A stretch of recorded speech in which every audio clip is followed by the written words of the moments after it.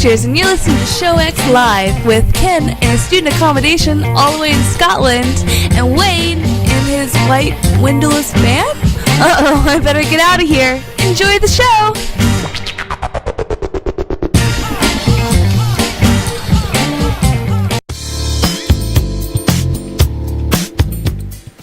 Hello, everybody, and welcome to Show X on VTWProductions.com. You're listening live at 2 p.m. Eastern, 7 p.m. GMT on this, Sunday, the 4th of June, 2017. Welcome to the show, everyone.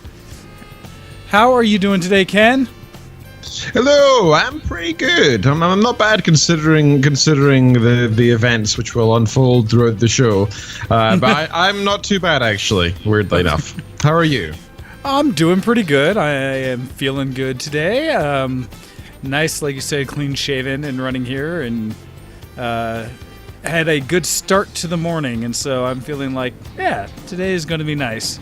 As I hear planes flying outside and buzzing my house. I was wondering what that was. Oh, that's crazy. Well, so yeah, there's will be a few things. One, I started hearing the rumble. I was like, wait, hearing it through my own headphones. I was like, oh yeah, aircraft.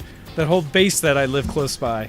As well as you may hear some more little just noises in the background, kind of like I had from back in the day, but we'll get into that as we start off with a little bit of dysfunctional deviations. And Ken, what have you been doing today in your dysfunctional deviations? Just today? No, not the rest of the week? Oh, in general. Well, dysfunctional deviations is where we talk about stuff that's non-geek, so I'm leaving almost all of it to be non-geek, apart from one little bit which I have to kind of mention here. First and foremost is the art contest is finally moving forward. Yay! We now have finished the April, believe it or not, art contest. Is now actually finished, and we are. You can now go along and actually vote and on all the different pieces. So we have, because we had effectively 3 months for this one art contest. We have 1, 2, 3, 4, 5, 6, 7, 8, 9, 12 different submissions for you to go and vote upon. You can vote for 3 of your favorites out of 12, so you get 1 out of 4 almost to choose from. So go along, pick a few. Even if you took part, please go vote, because otherwise nobody will be able to vote, because we don't have enough in the community to both participate and to separately vote. So please do go along and vote. If you're unsure, I think every single piece, and I'm pretty sure it is, I'm checking right now, every single piece, apart from maybe Poozer's, is on Flickr. So if you are unsure which one to choose from, you can actually go onto the original Flickr page and see them in full resolution and then decide there as well. We have pieces from Copy, Earth, Poozer, Wayne, and myself all in there. We can put a maximum of 3 submissions each into the art contest, which is why that adds up to 12. Some lovely pieces as always, and every single bit actually is photography, which is unusual. Usually we have a mix actually. So go take part. Go to VTWProductions.com, go to the forums at the top, and on the Show X board you'll find a thread called Show X April 2017 Art Contest, then all in caps, community vote. So far only 1 person has voted. We definitely need more votes. We're going to leave this up for 7 days, then next week we'll announce winners. And later, probably during the show, I'll also make this month's art contest. Although I actually want to talk to you, sir, I kind of like the fact that this went on for longer and we got more people into it. Should we just name the art contest not after months, but just like the iteration of the art contest and have them over for 2 months? We could have it for 2, because that would give people time to see it, plan some things, do things like that. That could work. There's a few options for all we do, and we could even, if we do that as a case, kind of announce a first and second place or something like that, because I'd still like to get a total of at least 12 a year, because I keep wanting to do a calendar for kind of all the best art for the year. Oh, true. Yeah, well, we should consider it. So, Mr. Wayne and I were actually having some conversations about how to improve the show and such, and so we've decided to start meeting more often, having like these semi-formal meetings to discuss where we're going with the show, and what we plan to do with it and such each month, and so we can discuss that there instead of just doing the show and then sort of talking on the show if we want to change anything. It's good to actually be outside occasionally and talk about it. So we'll bring it up then. We'll have a chat about it. We'll see what we want to do with that as well. But thank you everybody for taking part. Please do go along and vote. Thank you, Copy, for voting live on air. We do appreciate it. And anybody else, please do go do so. Go do so. Yes, that sounds like a strange form of your martial arts. Go do so. Do it! Do it now! Yes. So I had my PhD day on Friday. Now that's not just me; it's all the PhD students in my department. We got together and we organized an event, and we called it PhD Day. And it was the same thing as last year, except last year was staff driven. This year we took ownership and organized ourselves. And It was this, I wouldn't say large, it was really 40, maybe 30 attendees. And we all the PhD students presented our work for 5, 10, 15 minutes, depending on which year of our PhD we're in. Answered some questions, and we had a poster session as well. So we brought a lot, so we all made posters and put those up. And there was food and coffee and stuff provided. And it was a whole day thing, and it actually went really, really well. And I was really happy with that because it's the kind of thing that, especially when it's student organized, it can go haphazardly because you never know what's going to happen, right? Like, students hardly have decades of experience like the staff do. But what we actually learned from the mistakes that the staff made last year, and we made improvements upon that. And so none of the talks went on for too long or too short. The poster session last year was approximately 2 to 3 hours, which was ridiculous considering there's only about 18 students. So, even if you spend 5 minutes on a poster, that's not enough. That's not enough time. You have to spend at least like 10 minutes on each poster to just fill that time, which is quite a long time considering most of the posters you won't even understand, right? Because it's all very particular, specific stuff. So we made it a lot shorter, and I think the format was much nicer this year. And we all enjoyed that on Friday. So I got to present my work in front of the whole department, and I think it went pretty well. This year I had to do a 12-minute talk, which is fine. The problem is, actually, each year you get a little bit more time, with the final year getting 15 minutes. But honestly, like, generally speaking, when you're doing a PhD and you submit a paper and you go to a conference or whatever and you present your work, it'll be very unlikely to get a 15-minute slot. Usually it'll be half an hour to an hour. And that's the norm, as it should be, because it's really difficult to discuss your work in 10 to 15 minutes. Because you basically, you that's enough time to explain the general idea of the field, maybe. That's really not enough to say, and here's that very particular thing that I'm working on, I've been trying really hard with, and here's the very specific mathematical process I use to make this thing work. It's just not enough time. So the challenge in it is actually trying to fit it all into 10, 15 minutes, which is still a talent that we should all have. You should be able to, if somebody says, what's your research, you should be able to respond in a couple sentences, and that's something people really struggle with when they're doing PhDs. So it was good fun, and that was something that was a big part of stress for me this week. On top of that, I have, oh Jesus, so scary to look at, 18 days left to hand in my paper for feedback. And from then, I have 2 weeks to actually finish it for the final deadline. It is not enough time, especially considering one of those weeks I'm actually going to be away all week to Ipswich again. So I'm not exactly free this whole time either, and teaching begins shortly before the deadline as well. So I need to also start thinking about that. So it's all just piling up. I've been in all weekend doing work as well, and I've been at coffee shops doing writing and programming and so on and so forth. So it's been a rather hectic weekend. It's going to get nothing but more hectic. It sounds like it. Yeah. Speaking of being hectic, we actually have the UK general election coming up this Thursday. So, for those who are not aware, our glorious leader, not so much, Theresa May, who was not voted in, but she took up the mantle when David Cameron resigned due to him basically massively screwing up his PM and making unnecessary gambling bets with the country. Come on, buddy, on your bed. Hank, on your bed. Sorry, he's wandering around because he doesn't want to be in here. He's like, you guys are boring. I want to go in and have fun. Good boy.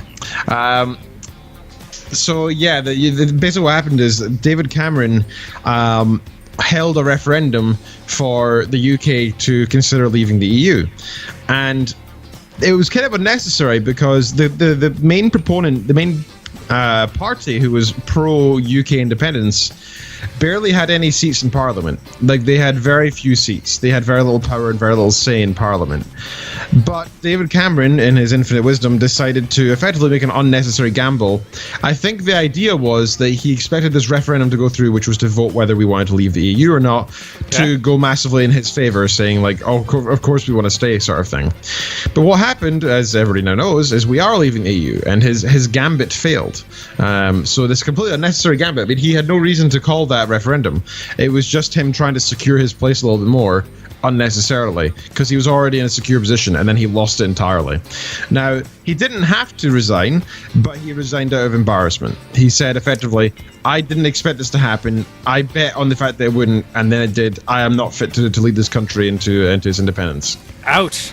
And so he resigned. And that's when Theresa May, the second in command, in theory, took command. Now, the thing is, she is not necessarily following all the sort of methodologies we would expect. She's not really... A lot of people are unhappy with her, and she was never voted in, right? She was voted in for other reasons. She was not voted in to be the PM. So, people are rather upset.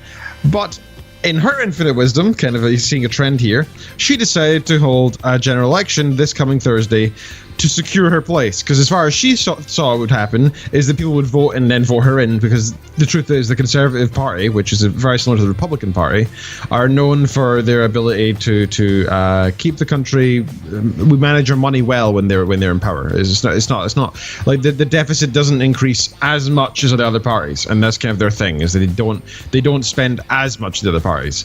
However, in order to do this, they often take money out of things like our NHS, and people get upset about that, or education, or defense even sometimes, and people are upset about that. So, in her infinite wisdom, she has called this general election this coming Thursday to try and secure a position, because she assumed that everybody would want to keep the Conservatives in for the exit, for the Brexit, right? Because they thought that we want somebody who's going to be financially secure for leaving the EU, because this is a big problem with Britain right now, as we're all concerned about money and such, exchange rates and so on. And in the first couple of weeks, people kept saying, oh, wow, that was really smart of her. That was a good move. That was really smart. But since then, the other parties obviously want to try their hardest here. And very surprisingly, actually, I'm actually very surprised by this turn of events. Labour, who were always the traditional back and forth, like imagine Democrat, Republican, it was always Democrats would be Labour in this sense, and Republican would be Conservatives in this sense. Okay. So those two have always been back and forth in power. That's just how it's always been. It's usually you go a certain direction a while, and then it's like, let's come back this way for a while. And yes. Yeah, like we go too far one way, so we go the opposite direction, right? That's what keeps happening. But the problem is, Labour in the recent years have changed their stance. They were sort of very centre, kind of left, but only vaguely left, and that was always their position. They were there for the working man. That's why they're called Labour, right? And they've also been very much pro-Trident, which are a nuclear regime that we have in the UK. So that's something people don't really like either.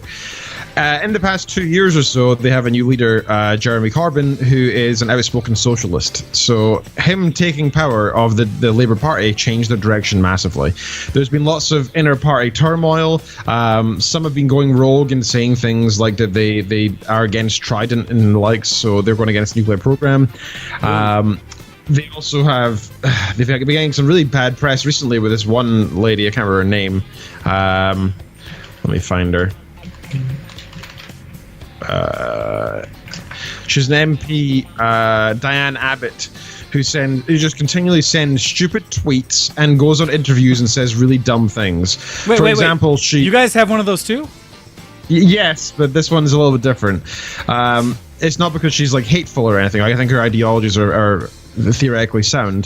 The problem is that she just literally is just really dumb. Like, she just says really dumb things. Like, she got up in front of the BBC and said something along the lines of she announced a new budget for employing another 100,000 policemen across the UK, which is great. Okay, cool. Okay. That's Labour's sort of thing. If they want to bring back more public services, great. That's cool.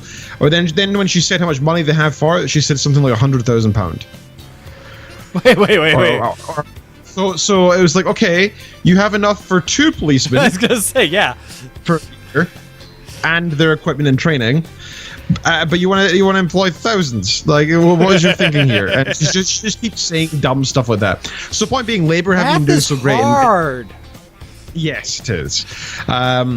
Labour have not been doing so great in recent years, but in the past 2 months, just due to their more than anything, their manifesto, what they say they plan to do, they're bringing back loads of education funding, loads of social reform for welfare, etc. They're wanting to increase military spending, but not as much as the Tories, the Conservatives, and generally speaking, they're just looking like a better bunch of candidates now than they have been recently. So due to their high promises, they've been doing pretty well. And Jeremy Corbyn's been pretty good in debates and the likes. Now, the final point I want to bring up with this whole politics thing is that on Friday, there was a debate of all the leaders of the parties. Except for the most important person, Theresa May, who refused to show up. And she didn't really explain why. Now, if you back out of a debate when you're the one that called the election, that is an extreme sign of weakness, regardless of the reason behind it. That sounds that's like an extra level of assumption that people are just going to vote for you, so you don't even need to participate. No, I don't know what it was. It really felt like cowardice. I think everybody was reporting as such that they felt it was just cowardice. I mean, for God's sakes, at least stand up and defend your corner. You are the current leader of the country. If you can't even defend yourself right now, why are you in power? Is what people are thinking. Now, I have to vote as well. And I'm somewhat keyed in with politics. I wouldn't call myself an expert. I don't have a degree. I don't have any education in politics other than high school. Hey, that's all right. Most people just have opinions. That's true. But I do a fair bit of reading on it, and I look into all the different things that they promise and whether they've delivered in the past when they have positions of power. I also tried to talk to my local members of parliament, my MPs. Nice. And only one of them responded to me, actually. The Liberal Democrat one, who is a fairly left-wing person, and I actually said, in a fairly unpopular opinion, I said to them on Twitter, I said, I am stuck between Lib Dem and Tories, the Conservatives, because Tories will be better through Brexit, I believe, but the Lib Dems are actually more for humanity and generally good people. So I'm kind of stuck between our country surviving as a whole for the general greater good, or the actual people on the ground level getting helped more. It's tough to decide between the two. They're both good in their own way. And I sent a tweet out along those lines saying can you persuade me either which way? Who should I vote for? And the only person to respond was the Liberal Democrat, and but it was a very lackluster response, and she effectively said, "Yeah, Tories suck," and I was like, ugh. I was like, if that's your kind of response, you're not suitable for me to vote for either. Exactly. And so, because my number one voting preference would be the Green Party overall, due to the fact that I think, regardless of anything that's going on with social strife, economic, military, anything, for humans to survive, we need this Earth to last a little bit longer. So my vote tends to go towards the more conservation type stuff, Green Party, etc. Even though I don't necessarily agree with their social parts and stuff and their education, etc., I do agree with their overall agenda, and so that's the most important thing to me. And I would vote for them, but they're not even freaking standing in my area. So I've decided what I'm going to do is I'm just going to go down to the voting station on Thursday, and I'm going to write "I would have voted Green" across the whole thing and then hand it in. Because people would say it's the same thing, why even bother going then if you're going to invalidate your vote? And the difference is, if you invalidate your vote, it shows that there's some kind of unrest, right? Some people like to say, oh, you just don't understand how to vote, you're just dumb. But no, if the numbers of people who choose not to vote and intentionally screw up their ballot, that's a protest, right? That's saying, I am here, I would vote, but I'm not going to because who's standing is terrible. So that's what I have to do, because there is no party out there that represents the ideologies I want or care for or whatsoever or anything like that. So this coming Thursday is going to be an interesting day for the UK. It's going to be very interesting to see what happens. And I think it sounds like a minor thing to the general election, but considering that the Brexit date is getting closer and closer, this is a big election, because whoever gets elected has to deal with one of the biggest changes in our country in decades, probably since the World Wars. That's going to be tough. So, yeah, this needs to be handled very delicately, and if it's not, we could go into extreme turmoil here. So yeah, we'll see what happens. It'll be interesting. Okay, that's the politics done. The one final thing I wanted to mention, this might take a little bit longer than anything else, and I would appreciate any advice that people could give me on not a solution to the problem itself. Okay. But to you'll okay. I'll it'll be a bit easier with context. My computer is dead. Uh-oh. Or the point, my graphics card is now dead. My Okay. old faithful GTX 580, which I've had for approximately 6 years, maybe even longer actually, has been doing me fine and well most of the time.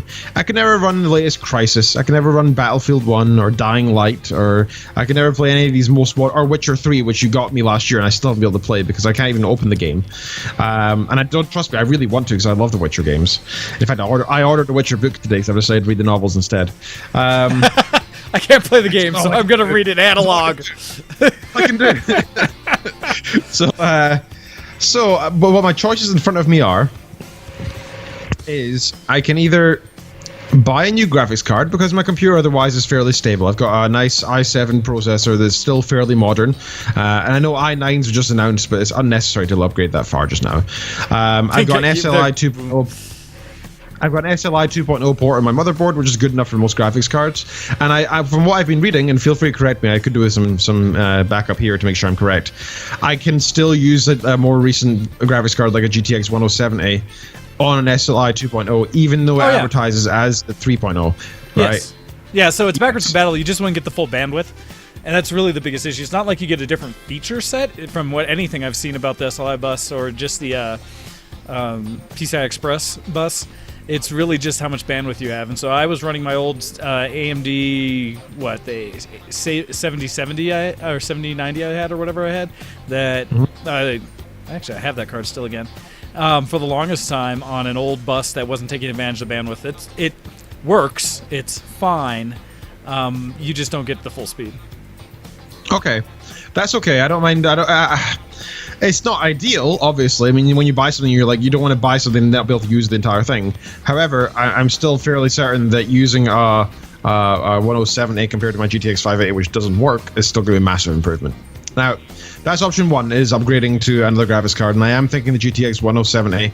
And for anybody who's particularly interested in which version, I actually saved on my wish list because turns out that not only does each graphics card have just the number and the brand, like the GeForce GTX 1080 or 1070, it also has its own manufacturer. Yep. Each of them add their own little fans or slight differences or overclock, underclock, and such. And this is all from my reading the past week. I don't know hardware at all, but I've been learning all this stuff in the past week because I've been reading up on it. And I have now been tempted to get the Palette Super Jetstream NVIDIA GeForce GTX 1070 GDDR5, and there's a link in the IRC. So that's the one I'm thinking of going for. It's approximately £400, which isn't crazy expensive. It's actually reduced just now as well, which isn't too bad. And from what I've been reading online, it's one of the better ones available. It also has the ability it's got DDR5, right? Whereas the other ones I think are a little bit less as well. So it's only about 20, 30, 40 pound more than the other ones of the same version, but it is more powerful, and so it's worthwhile. In particular, actually, I've got the specs here. Yeah, it's got better GPU clock speed, and it's got better frequency, and that's pretty much it. So I think it's worthwhile just for that. Is our music exploding right now, sir? It is. I'm looking at trying to say what is happening to cause this to chuckle and choke and do things. And I don't see anything. I don't see anything happening. Other than Sam just kill it. Just kill it. We don't need music. Oh, why you do this, Sam? It annoys me so much. Well, so I'm going to essentially, yes. Oh, come on, Sam. Sam itself has basically died on us.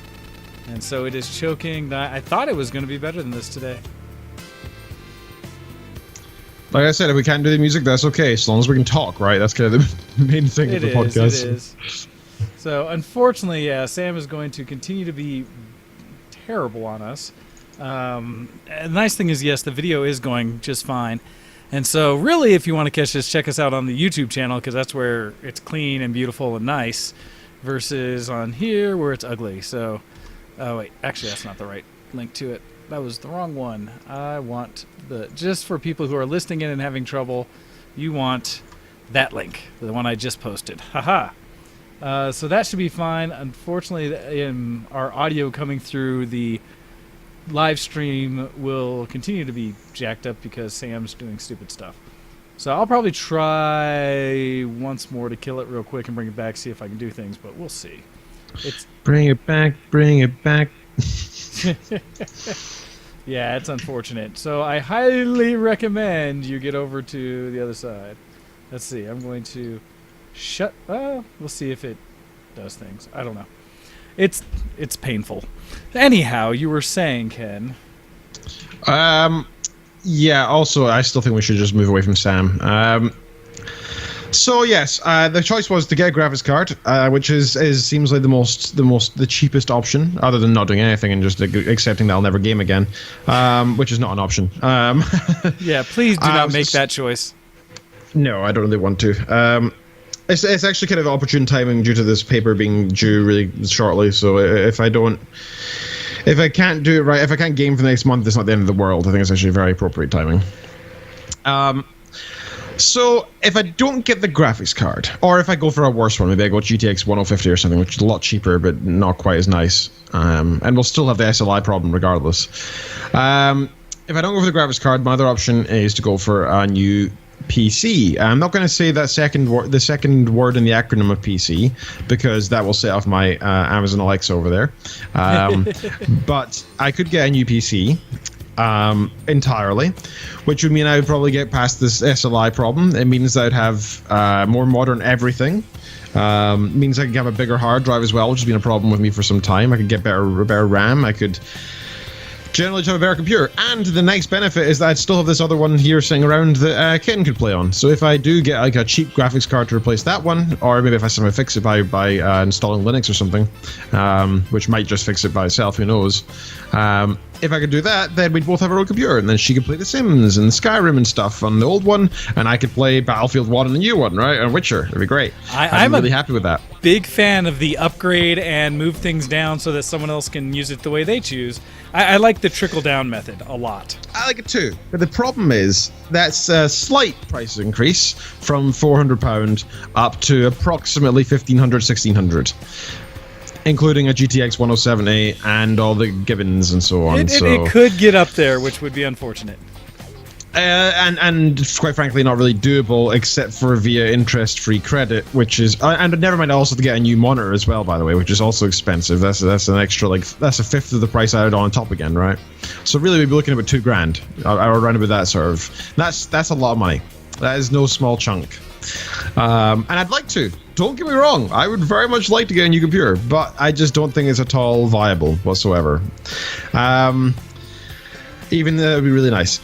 The other option, and this is probably even more expensive, but it's something if I had my way, I would probably go for this, and it's to get a new laptop instead. Specifically a gaming laptop with a GTX 1070 or so installed. Something that I can travel with, something I can bring with me, something that I can still do the show from, but it's still super powerful that I can game on as well. That would be awesome. That would be great. I would thoroughly enjoy that. But just due to the fact it would be in a laptop, it would be round about £2,000 as well, or if not a little bit more, for the same kind of power. So, it's tough, especially since if I was going to get the laptop, I'd be tempted to go for a 4K monitor on it. Because quite frankly, if I get a new computer, or if I go for the graphics card, I can always upgrade the monitor separately whenever I want to something better, like 4K or UHD or HDR or whatever. I could do that. But I can't really do that with a laptop. If you get a laptop, it's inbuilt, right? You can't upgrade your monitor unless you start carrying it around separately with you, which is not really ideal. Now, those are my three main options. Then my kind of joke option, which is also is actually kind of, I was saving it for the final segment, but I think it's actually appropriate today. There is one new, as of the past week, option possibly available to me in the future, which is actually an option for anybody who is lacking in graphics power, and it's plug-and-play graphics cards. They're actually here now. So what you do is you plug it in via USB-C, which is much faster, obviously, and then therefore actually more doable, because USB currently 2.0 and 3.0 would not be fast enough to actually do your graphics processing for you. But USB-C apparently is so. And yeah, what you do is you buy the graphics card you want from this particular seller. I think they're called Oros or something like that. And what happens is you just plug it in, and you suddenly have the graphics power available. And that's just how it works. Easy peasy. Suddenly you have a GTX 1070 attached to your machine to work in conjunction with your graphics card right now. And suddenly you have a massive boost in performance. So even if you got a terrible old, like, okay, my old 2011 MacBook Pro, right? Great little thing, works great for browsing and doing work on. It's really good for rewriting on, and I use it a lot for that sort of stuff. Not really good for gaming on, but if I could plug in my GTX 1070 in the side to it, that wouldn't be so bad. Then suddenly I could game on it. That'd be pretty nice.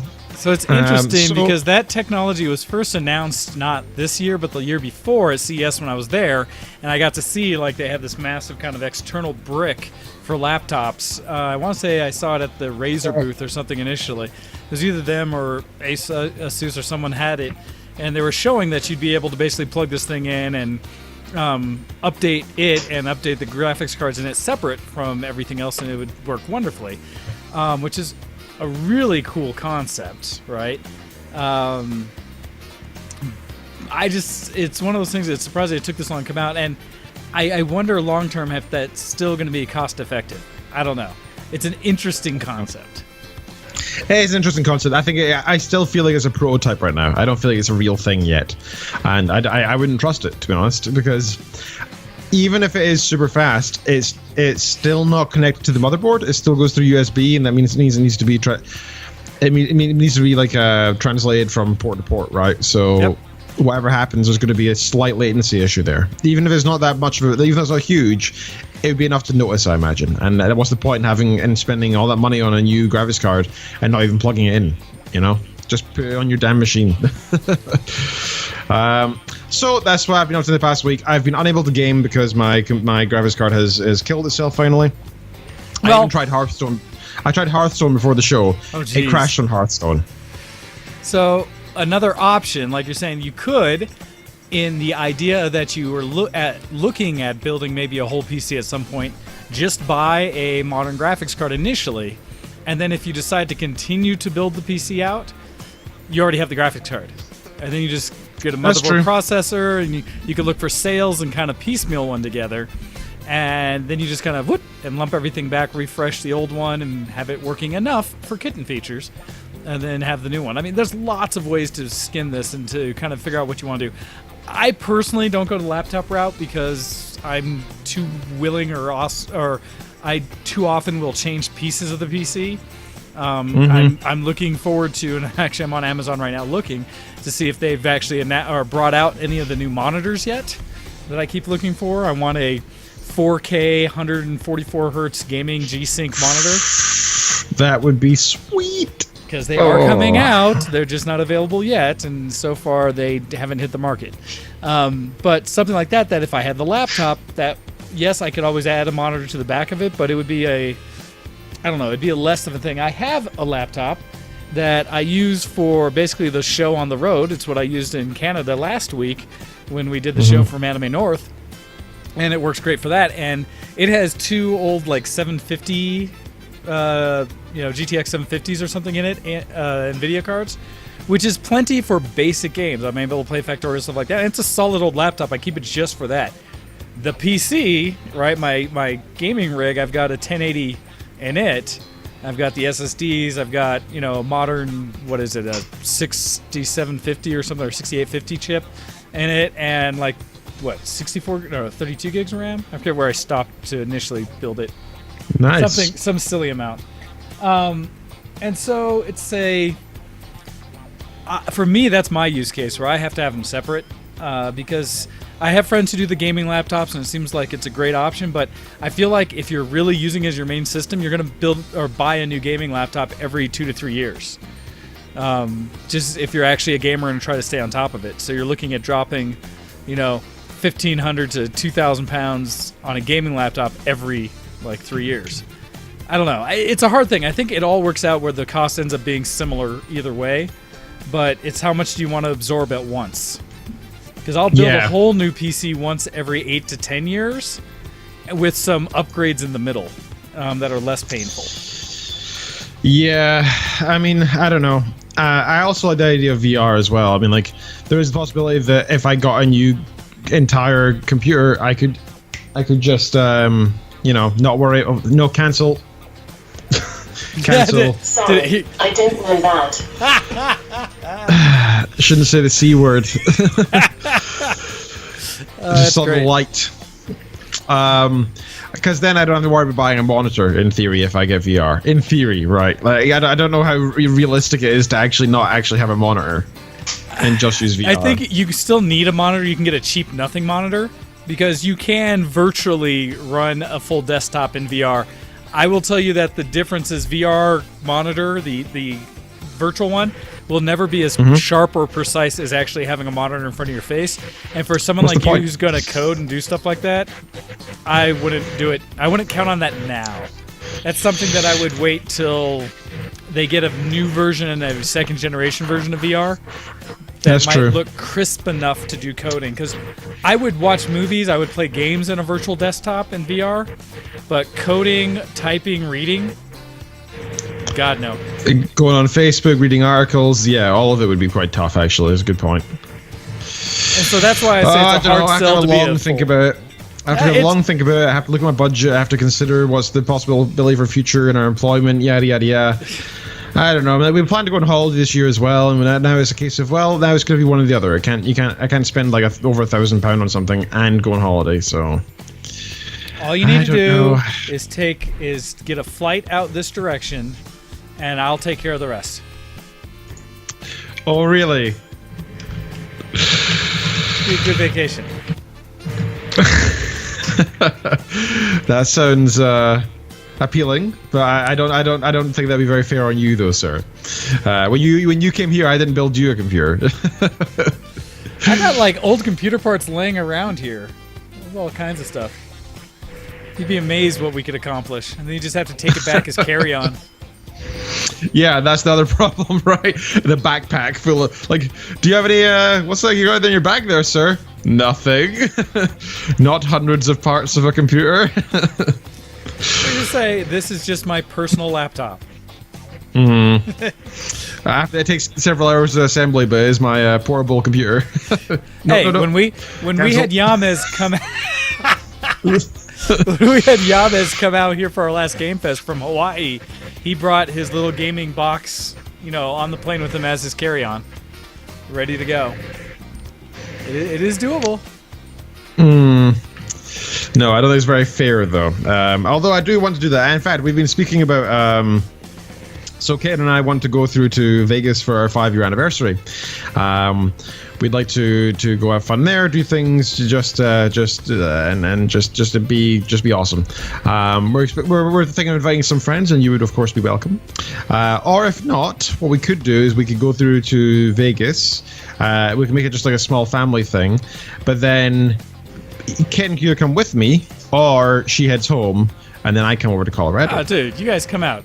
And regardless, you're welcome to come out this way. And Vegas is like a $150 round-trip ticket from here, so I'm down for Vegas anytime. That's a good point.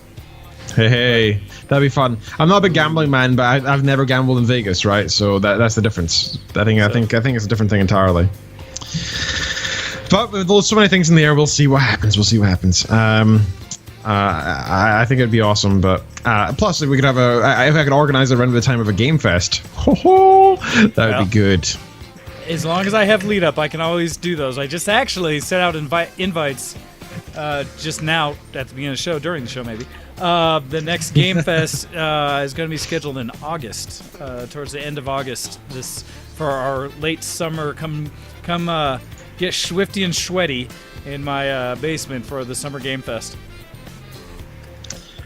I've myself then as going, but as you know, that's not definite. I tend not to put you on the seating chart until you have a ticket. Yeah. That's probably fair. It's probably fair. Anyway, I've taken up like 40 minutes of the show already talking about crap. So that's all right, because I barely have anything for my week when it comes to non-geeky. All I have really is that it's about today, honestly, because everything else has been getting ready for cosplay and such. So, and not fun things. I guess the one other thing I could talk about is, being a homeowner. Woo-hoo! is that I've been having to fight with my lawn, the yard that I have to keep, my garden. Are they HOA at you again? Not well. Yes and no. Yes, they sent me the first notice saying that my yard's unsat. Admittedly, whatever it was coming back from Japan, I got back and my yard looks terrible. I'm assuming, or it's kind of what the discussion around the neighborhood has been, is that it looks like we had a bunch of mites that got into the grass and started killing things.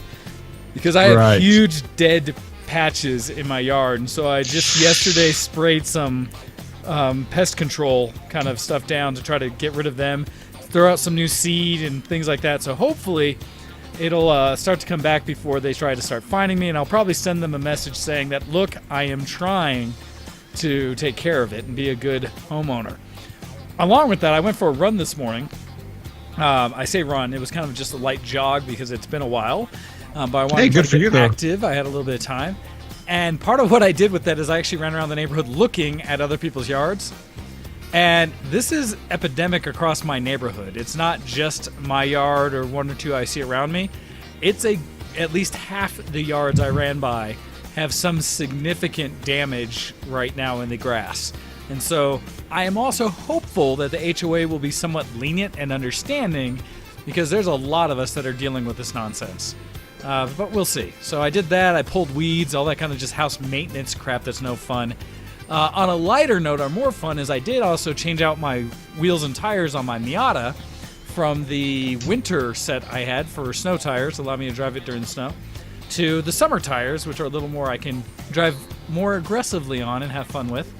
And to help warm them up this week, I spent this morning by taking out La Campette, El Campo's daughter, to get an option to go drive. And she's on her learner's permit right now. She turns 16 in another month or so, or a little less than, here shortly. And so she is on her learner's permit to start getting hours behind the wheel to learn to drive. And so giving her as much opportunity and as much time behind the wheel as possible. So she drives with her mom each weekend during the morning, stuff like that. Well, her car she owns, which is actually a nicer car than most of mine, is a manual. It's a stick, and so I gave her the opportunity to drive my Miata, which is also a stick, but it's a different kind of clutch and everything like that. And so I picked her up this morning and we went kind of cruising out and about. I had her drive through various situations, from kind of in town to out on the little country roads a little bit, to into a smaller towns like downtown area, lots of lights and stuff, all the way out to the interstate and back and forth. Give her kind of variety, and with a different car than she's used to, so that she could get used to a different clutch and things like that. And I gotta give her credit; she did really well. She did a really good job with it. She stalled the car once, and had a little bit of challenge where she would not quite let off the gas fully when shifting gears, and so it would rev up real quick for a moment, but nothing terrible. And so she did a good job.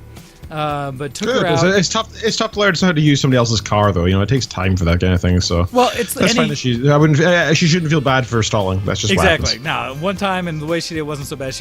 And that's what I'm trying to give her. It's just more time behind the wheel, because nothing will make a person a better driver than driving, getting experience. And for someone who's a new driver, I think that's probably the most valuable thing you can do. And so I was giving her the opportunity to, one, drive a different vehicle that's a lot smaller and different than hers, plus it's a little fun convertible. And I think her biggest response to it was, because it doesn't have power steering, is that even though it's a tiny little car, turning it takes more effort than maneuvering like massive trucks and such, because it is simply your muscle causing the wheels to turn. And so, especially when you're at slow speeds or a stop, that takes a lot of effort. So towards the end of the drive, she commented that her forearms were a bit fatigued, and that it had been a bit of a workout. Exercise. So, yeah.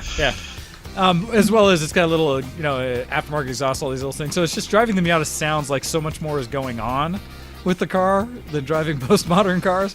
And so she kept kind of making comments about the noises it made and smells and stuff. I was like, this car is an old 20-something-year-old car that has seen better days. Yes, there are issues, but she did a good job. So really, that's kind of the main things I've been doing that haven't been geeky this week. Just trying to get my house sorted, me sorted. I'd like to get on the running thing so I can try the diet thing again, but I'm not quite there yet because I still have too much junk in the house. Although I haven't been to the store in far too long, and so I'm now going through like the pantry and seeing like what dry goods I have, and making like mac and cheese and stuff like that. So I'm trying to. It's not good. No, it's fine. It's fine. I'm trying to bring down like my store of just anything that's there. You know, making a point, and Fork would be totally proud of me to go through and find anything expired and toss it out. Things like that. And so I'm trying to go through. Well, so there's things like, you know, having the hot sauce that's in a bottle, and sure. You know, it really could last past its expiration date just fine. But I looked at it, and I had one that was in the pantry because I'd gotten them at Sam's Club, so big bottles. So the first bottle I looked like, ooh, that's a little old. Oh, I have another one that's never been opened, and these expired in 2016. They're probably safe to throw, even though hot sauce probably is a little bit off by now. No, actually they're fine. They're actually not off, but no reason to just keep it around for that sake. So toss those, things like that. And so I'm getting prepped for turning back over to like changing the way I eat, things like that. But the hardest part of that is going to be with all the conventions and travel I do. That's going to be tough. So events make it really hard. Like if you're eating at home, it's not so bad, or if you have like a routine, it's not so bad, like going to work and stuff. But it gets really tough when you're doing something special, like hanging with friends or going to a conference or whatever. Exactly, because it's just the options that you have available are not the same, and so you either have to pre-plan for all of it and pack things and do stuff like that, or I don't know. And so yes. So anyhow, that's kind of what I've had for things that have not been geeky this week. So with that, the last 15 minutes before our break, we will switch this over and say... I'm a geek. Whoops. I clicked it too fast. I'm a geek. Try again. Are you a geek? Geek Cred, level up! I did a double click. I don't know. I kind of like the version where it's just copy saying I'm a geek. I'm a geek. Like, yes, you are. Good job. No more information required. Like it. So, yes. All right. So, with that, Ken, what have you been doing that's been geeky this week? Well, sir, let's have a look and see. I have no idea. So, I have two things here, and that is all, which is rather sad.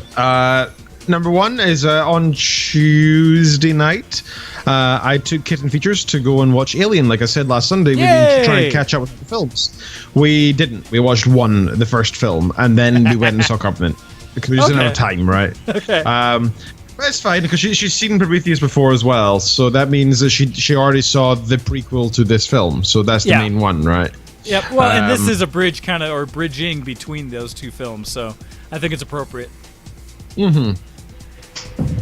So she saw that, and I wasn't expecting her to enjoy it. And then after the film, she said to me as well, I wasn't expecting to enjoy that.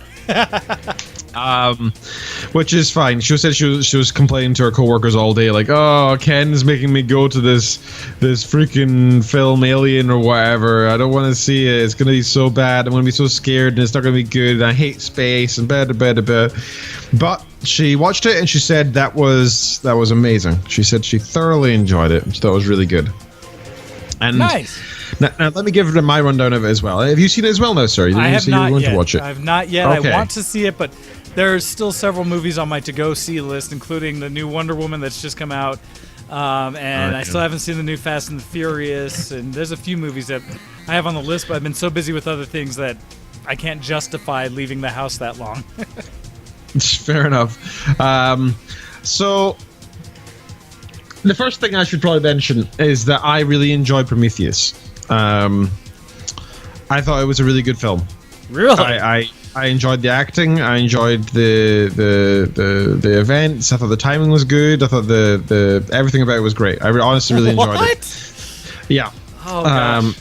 I highly disagree. I've seen it with twice. You, but I will let you continue. Fine. Most people seem to, but I really enjoyed it, and I really enjoyed this one. Now, before people say, "Oh, therefore it's the same as Prometheus," right? That's not necessarily true, because Kitten hated Prometheus. Kitten really did not like Prometheus, but she liked Covenant. So that's interesting itself. And I've had several friends say the same thing, where they're like, I hated Prometheus, but this one was done much better. They said this is what Prometheus should have been. It's the Windows 7 to the Windows Vista. I wouldn't agree. I think they're both good, but unlike Windows Vista and Windows 7. However, I do recommend you go see it. It's lots of fun. It's got good. I actually watched a critique on YouTube where the guy was slating it really horribly, and every point he made, I felt like I easily countered because it was just like he said things like the pacing was terrible enough, and I was like, no, it wasn't. There was like constant exciting stuff going out at the start. There was like a build-up. But build-ups are needed. You don't just jump straight. Oh, there's aliens everywhere! Bah! Like the whole, like it seems like the guy just wanted it to be like a full action flick, and it's like it's not an action flick. It's not. That's not the purpose. Well, people forget, and you're lucky because you had just seen Alien, right? Is that Alien is not an action flick. Alien is a suspenseful horror flick in the sense that you're most of the time wondering where the alien is, what's going to happen, and you're worried about. Everybody's really scared about things and what's going on, and people die, but it's not the constant like, oh, look at that, running away, shooting, that's Aliens, right? Yes. Aliens and all the subsequent Aliens got to be more the action-y ones. The first Alien was way more slow pace and just like, oh crap, what's happening? And this one had some action elements, but it was definitely more akin to its prequel and its what do you call it after post-quill? What do you call it? Subsequent, I guess. Subsequent. On. What is the word for it? Opposite of prequel. Sequel. Duh. Oh my god. Yeah, there you go. Well, so it's bad because feel dumb.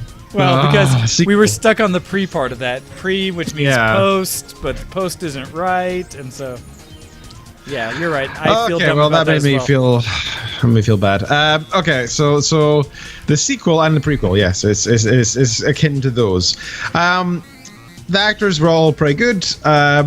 There was another thing that this YouTuber was attacking was that the characters were sometimes illogical. Now the thing is, they're human.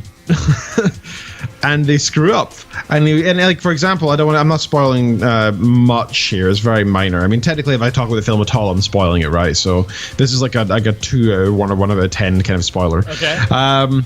There's a scene where a girl is confronted with a bad situation, and that may include aliens. And which is not much of a spoiler at all. Okay, so in the Aliens movie, there was a girl and there were aliens. Gotcha. Yes, and she was worried that there was a whole thing where they were worried about whether they're infected with the alienness, right? And she got blood on her face. And so it was clearly intentional so that you think, oh, she's maybe infected or whatever. And then she locks the other people who are definitely infected into this like chamber or whatever. And she locks the door, like they're stuck in there. And the guy, the YouTuber, was like, and why did she do this? She was clearly maybe infected, so it was useless for her to lock the door. And the thing is, the other guys are definitely 100% infected, and they're showing really bad symptoms that are dangerous and violent and scary. And she has like a slight residue of blood on her face, like makeup perhaps. It was very slight. Like there's no definitive that is in her system. And why would you give up your the YouTuber was saying that she was being illogical by doing this, but like chance of living, definitely die. Chance of living, definitely die. It was a completely logical thing to do. If this were a zombie movie, right, you always run into the guys who get infected but they haven't turned yet because they haven't died yet. Depending on the logic, there's the ones where you can be infected but you don't turn until you die, kind of things. And so you have people who are on that edge and they're fevered and this and that. And what happens? You want to keep them around because you don't know they're going to die. You would feel horrible as a person to kill them instantly. And so you're always fighting to stay alive, right? And so until you actually turn, you never know. So I don't think that's a big one. I mean, illogical for me is like in Prometheus when the guy who is the expert on the, like extra life kind of things or just whatever, and who is mapping everything, who is the scaredy cat the entire time through the movie, saying the most intelligent things about let's maybe not run into direct danger or not do this stupid thing. Then completely flips his mindset when he goes into the egg room. And an unbeknownst to him, like angry alien thing points his finger, and he's like, "Oh, let me touch it," which is completely opposite his character from the rest of the movie. That's what I would actually complain about because that's you were inconsistent in the character. Okay, so that happens in this one as well. A very similar Really? thing. However, it's at the very beginning and the very end of the film, and I can't really talk too much about it because it definitely would be a spoiler. Okay. But basically, this person's character develops throughout the film. And this guy said, "Oh, she changed completely who she was completely." But this isn't really a spoiler. She was a completely non-confident person who was breaking down and crying at the slightest thing at the very beginning. Then at the end, she was like a freaking warrior. She was just like, "Yeah, turned into a I'm gonna badass." fight." Yeah, I mean, like that, and he was like, "Oh, it's so contrary. Like that doesn't make any sense." But the thing is, life hardens you. If you go through hard things, you become a tougher person. You either die or become tougher. That's how it works. I can think of many examples of movies where someone starts out one way and makes a significant change as they go through it because of some experience they had in the flick, and so that's not a huge thing for me. That's not a problem. It's actually, if anything, a good thing in my opinion. But yeah, so anyway, aside from those moans with what people were saying, I personally think it was a really good movie. There was a couple of bits that were a little obvious, I don't know, the way that the setting was, the way that the characters acted, or the things they said, or there's certain tropes that you expected, right? They followed through exactly as you'd expect them to, and it was a little annoying, right? There's a couple of them, and it was a little annoying. However, that's the worst thing I can probably say about the whole film, is that there was a couple of annoying tropes. Otherwise, everything's done really well, really enjoyable. Felt like an alien, like an alien film, and it felt like it was this modern version of Alien, much like Prometheus was to me, that I really liked. And I'm looking forward to any further films that do or do not come out. I think it'll be awesome. So that's Alien Covenant. I do recommend it. Nice. I also had games night last night. I had my buddy Graham and his lady friend around, Aaron, and the four of us, we sat and played Catan, because it was supposed to be a Risk night, but I accidentally left Risk in my office, so we played Catan, and we had a few drinks and had some food and stuff, and it was a nice night. We stayed up till about 12. Yeah, we stayed up till about 1 o'clock or so, just playing games, and we only had one game of Catan the whole night, but it was a long game. Proud to say that I won in the end, eventually. Everybody, I don't know who knows how to play Catan here, but you know, when you pick up development cards, you have a chance of it being a knight or like a spell, effectively, where you have an effect that, like, where you can steal resources of people or whatever, right? Yeah. I had like 4 of these all face down, and everybody assumed for some reason that they were all knights. For me, they just assumed they were all knights, which meant 2 things. One, they never put the robber on my territories because they thought I would just move it away, which was a nice benefit, because I only had 2 knights. And the other thing was that they thought I had secured the army, so they didn't bother going for it. I hadn't secured the army. And thirdly, they didn't think I had any victory point cards, and I had 2 of them. So I was already 20% closer to the end goal. So they mistook where you were positioning your push for the win. And the thing is, I didn't plant the seeds of deception anywhere. I didn't manipulate them subtly overnight. They just came to their own assumptions, like, "Oh, okay, Ken's got 4 knights." I was like, "Oh, yeah, okay, I do." Yeah, you're not gonna counter it. Sure. That's fine. So yeah, I ended up getting a lot of benefit from that, and then over time, there's the amount of resources I kept gaining just built up. I got the longest road. I got a bunch more towns and cities, and I won, and it was fine. Nice. And it was a good game. So that's everything for my Geek Cred. Sir, what have you been up to? I know we're about to go on a break, but you can get started if you'd like. No, I think it's appropriate. We will switch it over to a break, come back, probably read some emails. I know we have one to catch up from last week, and we have 2 new ones. And so we'll come back from the break with a few emails, and then I will get into my Geek Cred. Yay. In the meantime, we're going to listen to an OC remix song, and since you've been talking about aliens, we're going to grab a song, and although it sounds horrible because it's called Wankin' with the Alien, this one is an OC remix song, so let's see how it goes. But you're listening to Show X on VTWProductions.com, and we'll be back right after this. Oops, I need to turn that off first. All right, here we go. Send in your emails to showx@vtwproductions.com.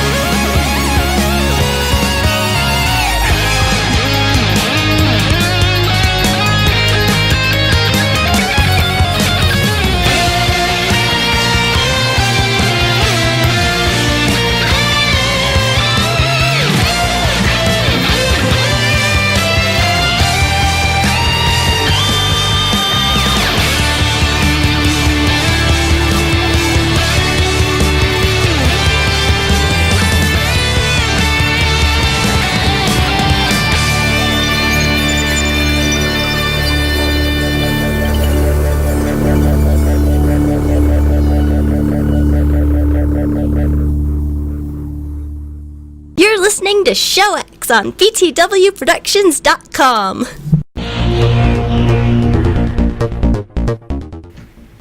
Hello, everybody, and welcome back to the show. It is time for us to continue with our Geek Cred and talk about some emails.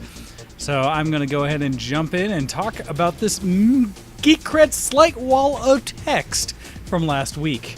All right, so it begins. It says, "Greetings once more, good sirs of the stuff in the place with the things. Agrius SW to share a few things I've been up to that are geeky. First off, I started working again. I am currently a substitute para-educator / healthcare support provider for my local school district. In short, I go to various schools and help out with special ed students." Oh, that's very cool. Hopefully this would lead to a more permanent position down the road. Now onto more geeky news. I recently started to paint my own 40K minis, and I must say they're coming out pretty decent. I still will let Ambrosia paint the most detailed figures, but as far as basic troops and vehicles go, I think I have a good handle on it. I will post pics in the forums once they are all done. On last somewhat geeky topic, a few months ago I came across an Indiegogo project that really caught my attention. Circule, CIRKUL, is a type of water bottle with a special top that allows you to add flavor to the cap and thus flavors your water and keeps the water in the bottle pure. The special lid also allows you to control the strength of the flavor from none to very strong and everything in the middle. Like most VT dubs, I believe in voting with my dollars and have backed up the project, which has currently raised 623% of its initial goal. Wow. Hopefully that means it'll happen. Let's see. The link to the project, is in the notes below. If you or any of the VT dubs are interested, check it out or back it. As always, I would love to give a big shout out to my loving girlfriend, Ambrosia Hartnett, and a big thank you to you good sirs as well for keeping up the great work. P.S. And so this is from last week. Tomorrow is Memorial Day here in the U.S. I would like to give a massive thank you to all the men and women who served our country and to those who have given their lives to give us our freedoms, and a big salute. That coming from Agrius SW level 110 Human Paladin on the Guild Silverwings Moonguard US, the Paladin of Ambrosia Hartnett. And I am going to take that link and put it into our show notes for everybody to play along. So thank you very much for that, Agrius. We always like to see emails from you. Definitely. All right, sir, would you like to jump on the next one? Sure. We actually have there's two more, right? Yes. One is a very. I think I'll grab them both if that's okay, because one of them is go ahead. short.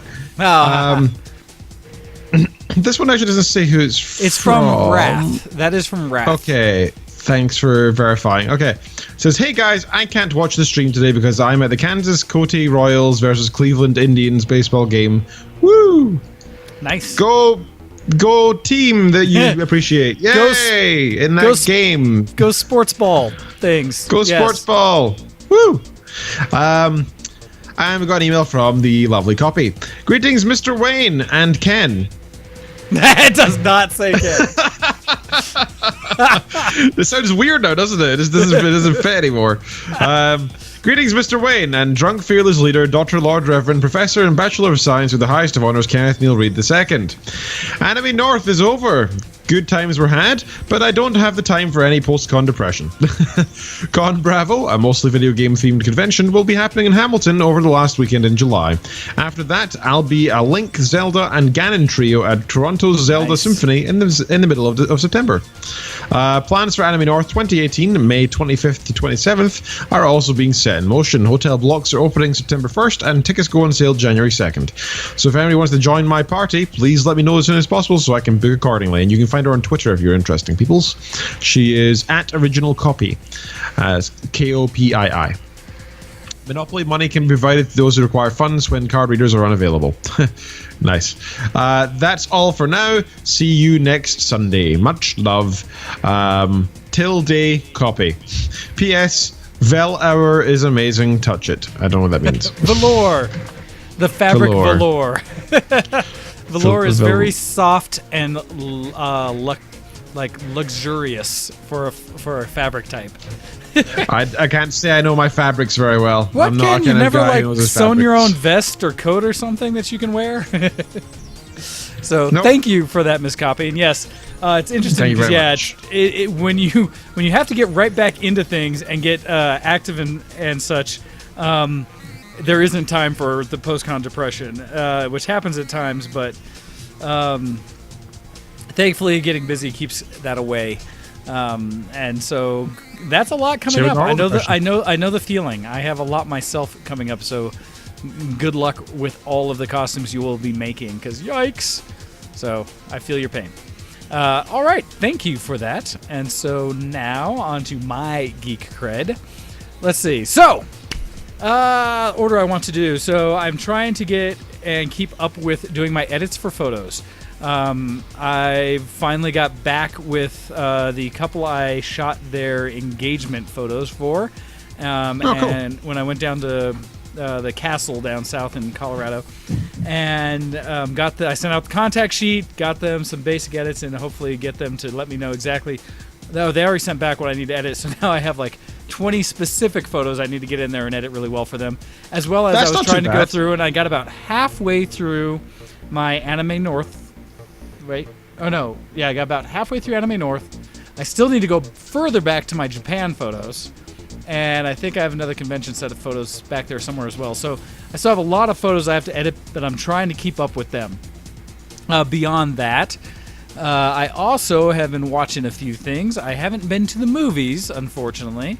But I have been watching some anime and some shows. I'm still watching,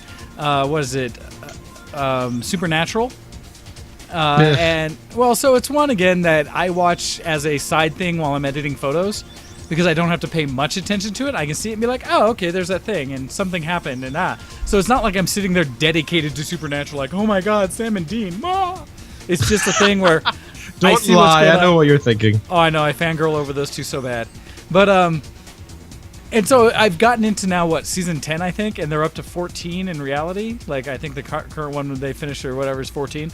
So I'm slowly making progress through those. Also, though, I've just finished watching a quick series, which is one that I'd heard about for years, and its worse is I've seen things from it for a long time, which has been that it's one called No Game, No Life, an anime.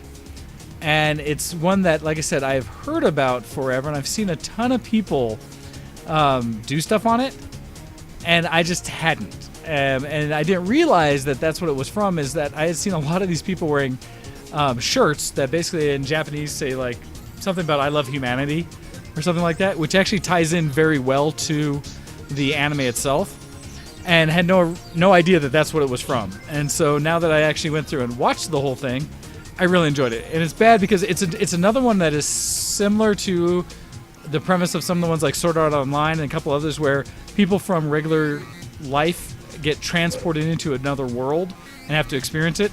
This is one about a brother and sister who are recluse gamers who have basically had a social disorder where they couldn't interact with anybody else in reality. And so they basically stayed shut in their apartment together. And they learned everything online. They interact only online. But they're geniuses, and so they learned all their school stuff. And they're both brilliant gamers. But what they ended up doing is playing as essentially one entity. The brother being older and the sister being like 8 years younger, I think. They play as though they're one person online. And it starts out by their discussion that they have won every combat thing in an MMO at the time. The kind of MMOs online. They just blew away all these games and won all the PvP type things, as both of them were able to dual box with each other, so they'd run like 4 characters at once between the two of them as one group and just destroy everything around them. And so it goes into them being amazing gamers and getting pulled into an alternate reality where gaming is life. And essentially that the world they get moved into is controlled by these 10 rules that all are about games, where there's no killing or war allowed in the world. Instead, all conflict must be solved by games. And that whoever challenges another person, that person gets challenged, gets to choose the game and the rules. And the person challenging then has to accept or not whether they want to still continue to play the game according to those rules. The big thing about it, and the world they get pulled into is basically a fantasy world that has 16 different races, of which humans are the lowest of the 16.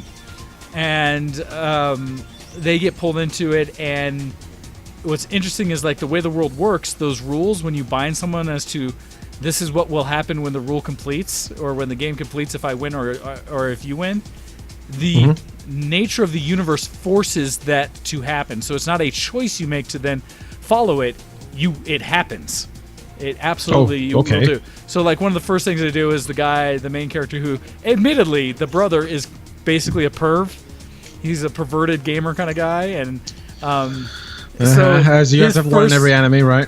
Well, so his first comment, like the first gal he fights against, or someone he fights against in the world, one of the gals that first runs into, he basically says, "And if I win, you have to fall in love with me," kind of thing. And sure enough, he doesn't realize at the point that it is like hard and fast. This is the way the world will make it happen, whether you want it to or not. He wins, and she thus falls in love with him, not because she wants to, and she's actually fighting against it, but she does because of the universe and the way the world works. So it's a crazy kind of thing, but it's a fun anime. It's really short, and that's kind of what... It's a little rapey. It's what Copy brings up, that it needs more content. It's a lot of fun, and it's one of those few anime I've seen recently that kept me up at night because I was watching too many episodes at once. So I crushed the thing in a matter of a couple days. I think it may be 13 episodes or so, one of the half-season or short-season type ones. But really enjoyed that. Recommend it. It's an older one. It's one that I've seen at least that shirt being portrayed by a lot of people for years now.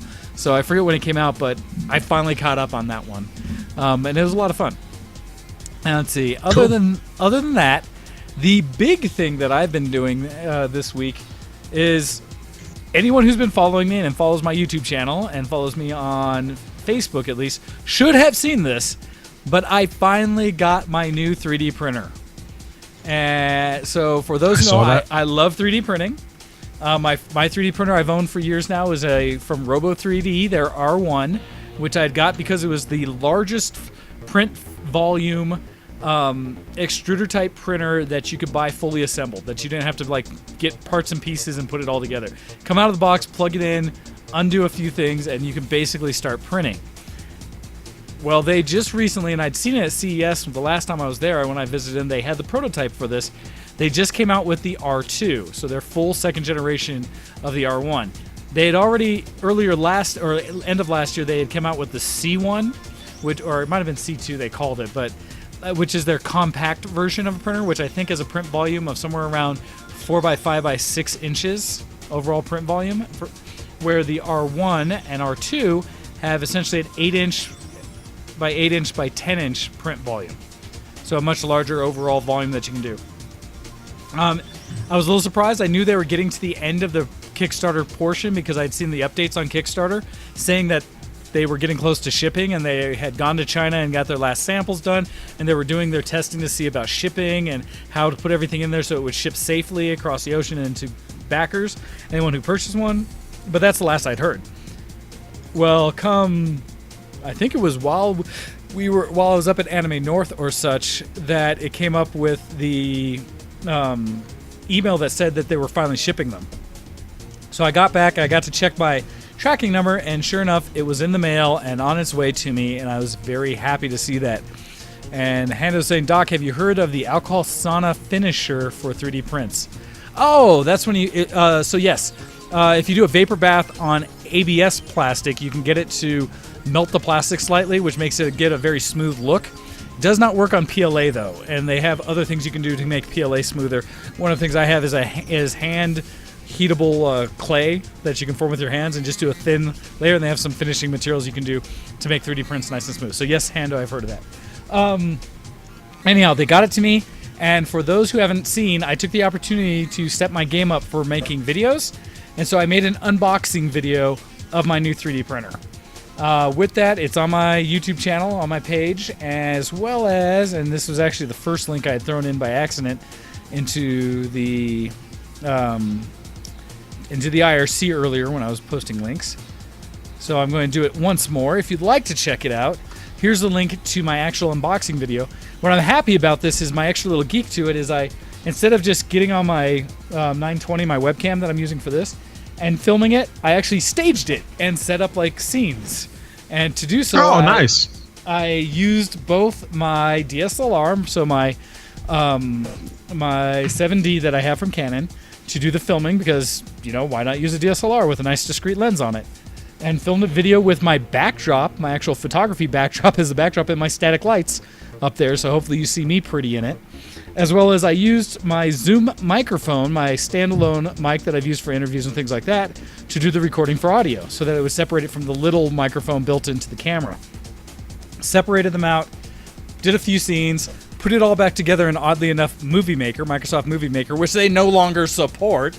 Microsoft, you are terrible for that. You can get it still for, the last official one was, I want to say Vista or something, and 2012 or something was when they released it. I had to go back and find it in a fully built-in download to then install it on Windows 10. Because it's one of the easiest video editors you can get out there. Yeah, it's so simple it's to a use. shame they killed it off, yeah. Well, and they keep saying, because it was part of their old Essentials package, that they were going to release a new version at some point. They haven't. They failed on that. There's some apps you can get from the Microsoft Store, but most of those are designed around smartphones, and so they don't give you the full functionality that the Microsoft Movie Maker has, which I'm so sad they got rid of. I mean, I could use Premiere, because I have that as well, but that takes a lot more in-depth manipulation of things, where Movie Maker is a great tool for quick turnaround videos, and so it worked in this case. And you can all feel free to watch the video and tell me if you think it looks good or if it's terrible. So I was able to splice in the video and audio together, and I went through the whole process of unboxing it, first setup of it, and getting my first print done. And so check out that video. Hopefully you like it. And it's kind of out there, and I've had this before when I did my Oculus review and my unboxing my Oculus and setting up my touch controllers, is that I got some really positive feedback from people because they were like, oh, now I know what to expect when I get mine. Because there's little things that, as well as Robo 3D did in the packaging, it's beautiful. The packaging on it's amazing. And I like this new printer a lot. They didn't give you the hardcore step-by-step that they could have, I think, with experience. And so, for me, I don't know if you've purchased a printer in however long, but a lot of new printers, when you buy regular ones, in the directions, they'll show you where all of the tape is that holds all the little doors and stuff closed for shipping, so that you get all the pieces off before you try using it. On this 3D printer with Robo, they didn't. They had some things for some clips that were in there, but they don't tell you where all the clips are. They just say, make sure you remove all the clips. I happened to find one more that was hidden kind of underneath on some of the bars. That was lucky. And essentially, I had enough time looking around it. I found everything. And so I was like, oh, well, that would have been good to know it wasn't in there. And another big gotcha I had was, when I put it all together, they have great features, awesome new features. They built so much into this printer. Same print volume, but it's now enclosed except for the top, so it maintains the heat inside a little more consistency, which makes prints come out better. It has the ability to plug a second extruder in as soon as they release that. It has a Bowden tube coming up from the back, and they actually built on some great spool holders on the back of the case that pop in and pop out, so it's just way better. And in readiness for the dual extruder on it, they have channels where you can run the extra filament up. But one of the things they don't explain well enough in the documentation is that on the back of it, they've got two holes that you run the filament through into the Bowden tube, and those holes actually measure whether you have filament or not. So if it goes out of it, it'll tell you you're out of filament, and so therefore to go change or add more. Problem is they don't label which one's which, and so because I only have one extruder, I had run it by the closest hole, and so it kept telling me I was out of filament as soon as I'd start a print. Until I thought, well, there's two holes, maybe I should try the other one. Sure enough, put it through the other hole, and it worked. And I looked back through the directions before I made a note of it in my video. Doesn't say anywhere. Not specifically. They show in the video where you would put it through that same hole, but it doesn't talk about it. It doesn't specifically tell you at the quick start guide. So it's little things like weird. that as a user that, well, I can understand. You might miss a step like that if you've been around the printer since it was built or since the design phase. There's a lot of things you do in that when you do product development, and for me, like software development, where I'm a customer now for developing stuff at work, is that I have to go through those steps of, well, I know what it should do because I helped design it. But allowing someone who's never done this before to use it will help show a whole where different there's some thing. Flaws, right? And some of that testing. And so I just tried to... Documentation's a skill. It is, and it's a challenge to go back through and remove yourself from knowing anything about it, to then to put yourself back in to try to go through it as a noob, to find those things that might be errors or loophole or little things you missed, right? And so hopefully in my video I provided enough information, me going through it, for people to be able to say, oh, I wouldn't have known that. Like one of the other things, I was having trouble with this one for a while, is I knew that design-wise this one was supposed to have a built-in camera. Well, part of the problem I had is I was going through like, well, where's the camera? And I couldn't find it. I'm physically looking at the box. I will tell you to date, now, I still have not seen the camera. But I finally got it working enough that I know where in the case the camera is. I still can't find it. As weird as that may sound. That is weird. But it's something that, it's just, they have such a cool form factor of the case around it. It's actually a really nice case. Outside of it, that they tucked it in perfectly to the point where I can't see it. And so there's that. But anyhow, the new printer essentially has very similar specs to the original. They were able to documentedly say that it goes to a finer resolution down to, I want to say, 0.05 millimeter layer height, which is much smaller than normal. So 50 micrometer, whatever it is, compared to the 100 that most run. So it's a little higher resolution, although I have not printed it at high res yet. But what's still nice, and I'll show to the video, is some of the first prints I did do. So the default one, that's some of the other things, it's got loaded memory on board, wireless capability now, it's got Wi-Fi, built on USB ports front and back, a network connection in the back if you want to hardwire it, and a touchscreen on the front now, which are all upgrades over the original R1. Which is why, admittedly, the R2 now costs, I want to say, $1,400. Versus my R1, which was at the time selling for like $700 or $800, $800 or $900. But there's enough additional features to this that it's absolutely, I think, worth it. So the first thing they have you print is and they give you filament with it, but it's a little triangle with cylinders inside of it as a little test piece. And so that was the first thing I successfully printed after several failed ones. I also had to do some calibration on the Z-axis to get it to smush down just enough to get a nice solid adhesion to the print surface. Mm-hmm. But once I got it all figured out, it's working. It's nice having come from a previous 3D printer, moving into a more advanced one. It's much easier for me to see it and go like, I know what it's doing. I can fix that. So the next thing I did was, it's kind of not a torture test, but it's a test piece, which is a little tugboat. And what's a value of it is that it has a lot of overhangs, these openings that go into the top, which are a way to test kind of how fine a resolution that the printer is able to do. And so that one's a fun one. This is a model that's been around forever. So after I got my first two little prints done, I said, well, shoot, let me go ahead and go big. And so my next one I printed, and I've never successfully, prior to this, printed this thing as a single print. Because with the old R1, one of the challenges is the Y-axis that goes forward and back from where you're looking at it. The R1, the whole bed moved for the Y-axis, and they moved the print head in the Z and the X-axis. The challenge with that is whenever you put an item that started getting tall on the bed, with the bed moving, the item would start to shake a little bit towards the top. And so as it's trying to print the next layers, it would start to wobble, and therefore your prints would become less accurate. Right, okay. The new model, which is so much better design, the print bed only moves in the Z-axis. So the print bed starts at the highest and slowly works its way down as you add layers. So less moving parts means less likely to break and less problems, right? Well, less moving for the actual print. So the object you're printing now just has to move down as it adds layers. So it's a lot more stable, and the print head instead moves around on both the X and Y axis. And so it's able to continue printing, which just makes for a much more stable, solid print as a whole. So to test whether it was actually going to be a more stable print, I put in my favorite model, which is that of a Millennium Falcon model that is print as a single print. And so this one prints from the rear, and that's why it's flat. And it sat on the bed as such and just printed itself straight up.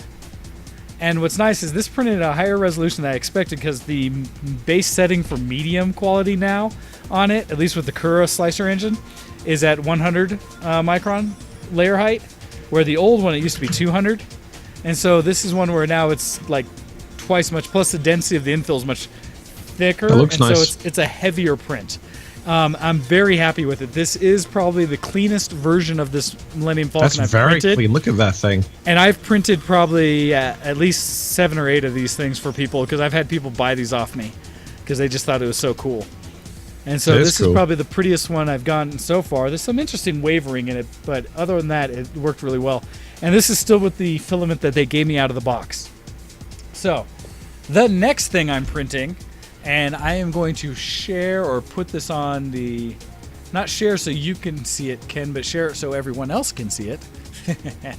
The current print I have going, because the interface, what's nice also is the printer having a Wi-Fi access has a direct access into what I'm printing. And actually, I may be able to share, I'll share both so that you can see it and everyone else can see it. And so, go up here, and I will do a share with you.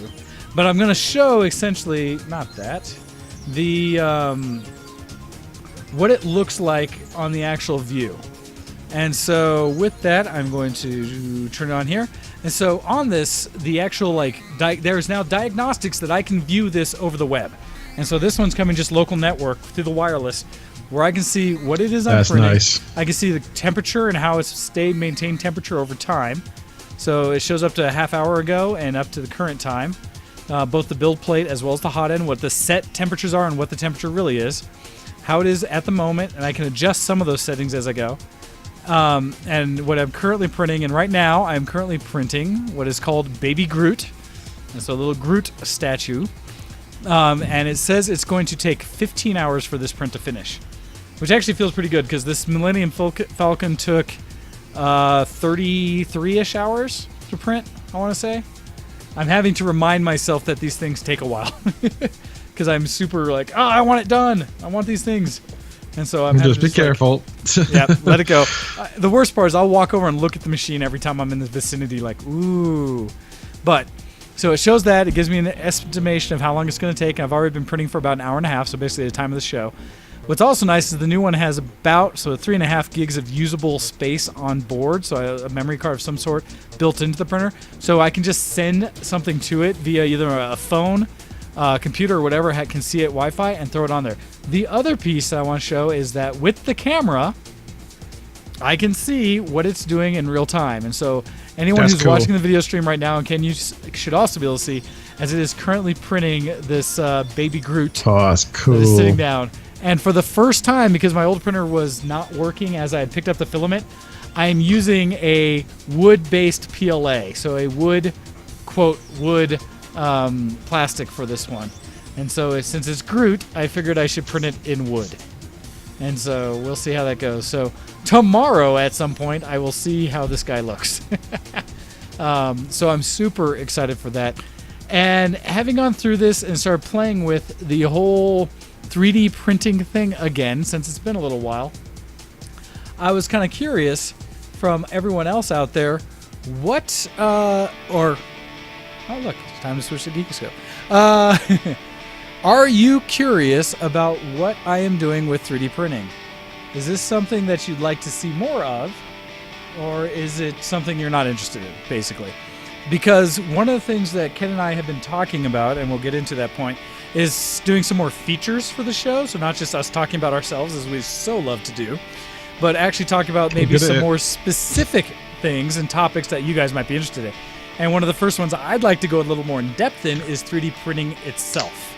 And so while I'm talking about having another one, it's kind of lit my fire again for being interested in what's going on with 3D printing. And so I was maybe thinking about doing a whole show, or at least the first hour of a show, just talking about 3D printing in depth. So if that's something, kind of throw it out there, if that's something you guys are interested in or not. And so we'll see. And so that's something we'll bring up further and we'll talk about more. But that's pretty much what I have been doing that's been geek related this week, because once this thing came in, my focus became all about 3D printing again. Along with, admittedly, making my video that I was so happy with. So that's a lot of what I've been doing.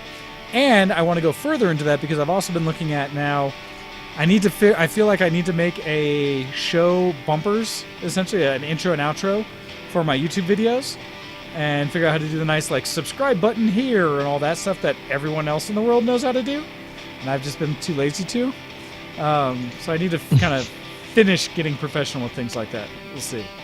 But anyhow, that's my week in geek. So think it is appropriate now for us to switch over and start talking about news and articles. And so with that, I'm going to go ahead and give us a... Technology, news, and more today on the Geekoscope. So, Ken, would you have any articles you'd like to start us off with? Yes, I do, sir. I actually have some stuff left over from last week, so I'd like to get through that first before I get on to the more modern, current news. Sounds good. So, first up, we have an article from... I've had all my articles from IGN this week. And this first one is Ubisoft Games Top 2017's sales so far. So Ubisoft are a company that I've personally lost a lot of respect for in recent years, just due to their games reducing in quality. Because they spend all their money on adverts for games and not the games themselves. Exactly. As well as the fact that they seem to be less interested in making good games and more interested in making political statements, which is rather annoying. Never mind the fact they've got their own horrible launcher and so on, which is another separate issue. So, the NPD group, known for releasing sales figures on software and hardware each month, also has a section for its release dedicated to the top games across all platforms for the year so far. Ubisoft sits at the top of the 2017 sales so far, with Tom Clancy's Ghost Recon Wildlands and For Honor in second. Breath of the Wild is 2017's third best-selling game, without digital downloads factoring into its place on the list. That's dumb. That's really dumb. I did not know that. What's the point in this then? So people who live in the 90s or who buy games somehow in the future, this is the list of those guys. So sitting firmly at spot number 7 is Grand Theft Auto 5, which originally released for PS3 and Xbox 360 back in 2013. They've made so much money on that game. Yeah, they have. Take-Two's investor call back in February. The company revealed that it has sold in 75 million copies of GTA 5 over its lifespan. That's crazy. Here's a look at the complete list of top-selling games so far. Like I said, the first two, Tom Clancy's Wildlands and For Honor. Then, no surprise, The Legend of Zelda Breath of the Wild, Horizon Zero Dawn, Mass Effect Andromeda's number 5, and that's because of the name rather than the game, I would say, right? Just because it is a Mass Effect game, therefore it has that same title, even though it was one of the most poorly made ones thus far. I've yet to play it myself and give my own personal thought on it, but that's what I've been reading a lot online. People are very unhappy with the developers, and that's why they put the series on hold for now.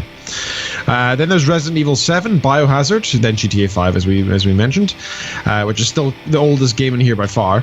NBA 2K17, I wouldn't even call that a game. Call of Duty Infinite Warfare, and also MLB 17. Man, these people are focused on. Yeah, the rankings are based on dollars spent rather than units sold. So, in other words, it's how much people have spent on them. So, even if one of those games was a single game worth $1 billion, it would be at the top right. Mario Kart 8 Deluxe and Persona 5 were the top-selling games of April 2017, according to the monthly sales figures. And Nintendo Switch once again to the top-selling console spot. Well, it just should do, because it's the freaking newest console out. So why wouldn't it, right? Right. So that's interesting, but at the same time I don't really care because a lot of it's based on CD sales, so who cares? Sir, what have you got?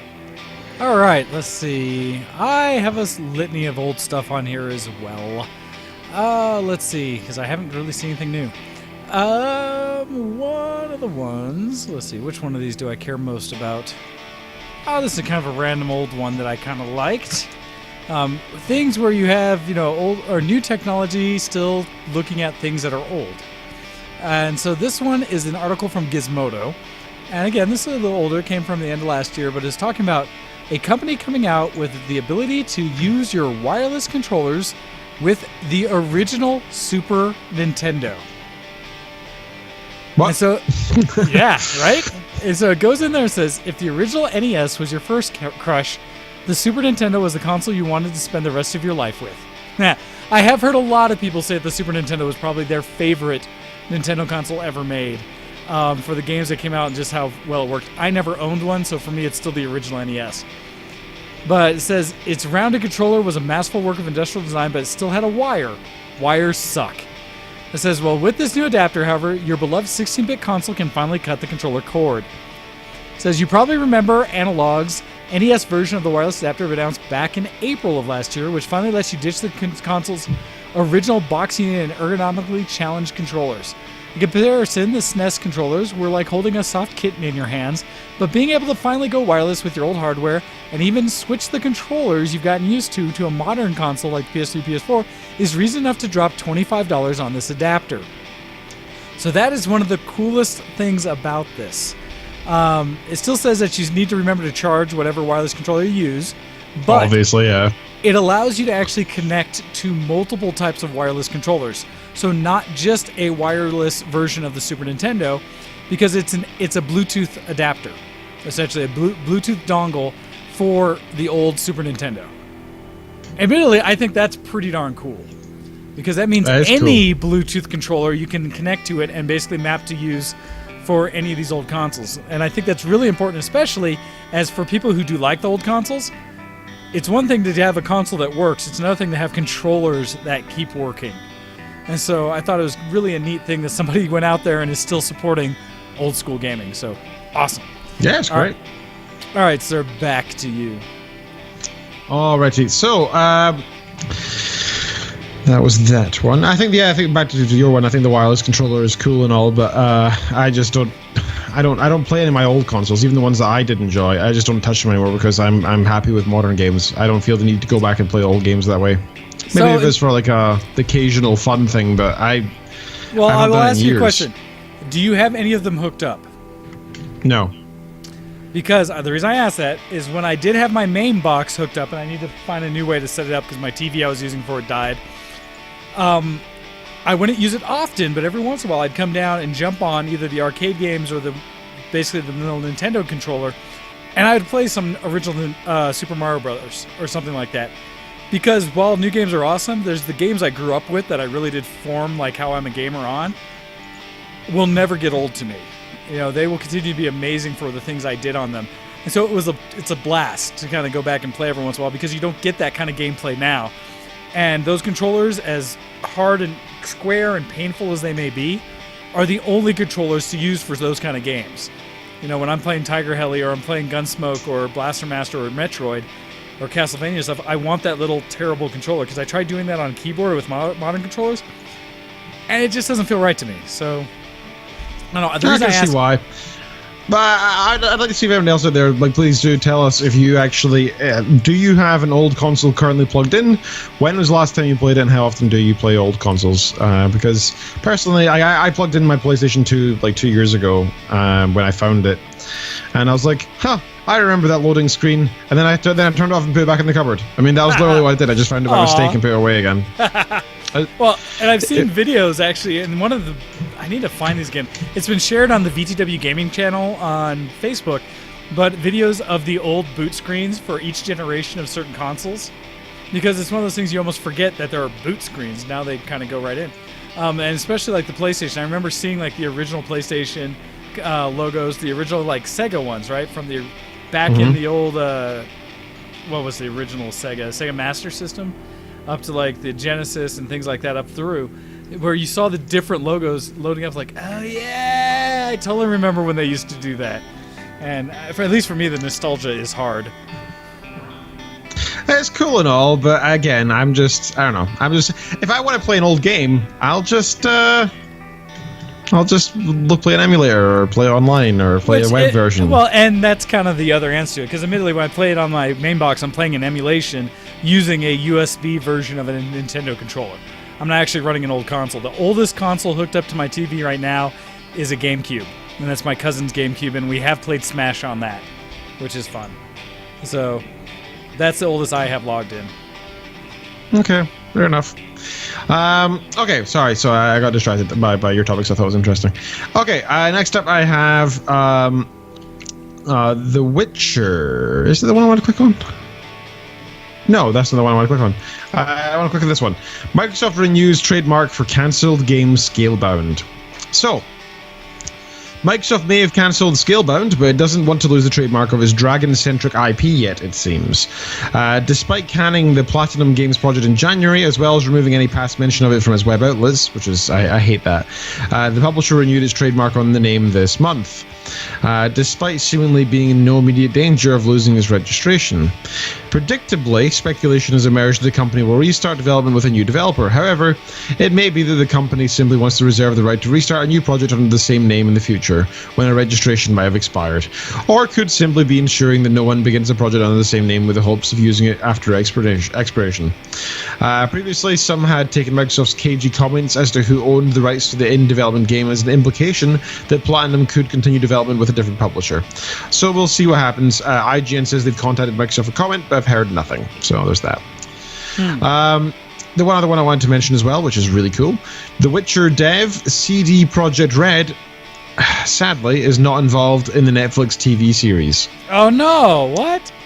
Yeah, so while The Witcher will soon become a TV series, the development team behind its successful video game adaptation will not play a role in the show. CD Projekt Red, the developer of the successful Witcher game franchise, has confirmed to IGN that the studio is actually not involved in the Witcher Netflix series announced earlier last week.